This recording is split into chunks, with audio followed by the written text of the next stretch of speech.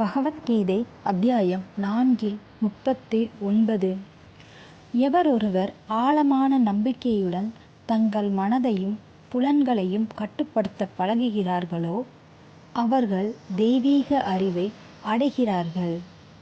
இத்தகைய ஆழ்நிலை அறிவின் மூலம் அவர்கள் விரைவில் நிரந்தரமான உயர்ந்த அமைதியை அடைகிறார்கள்.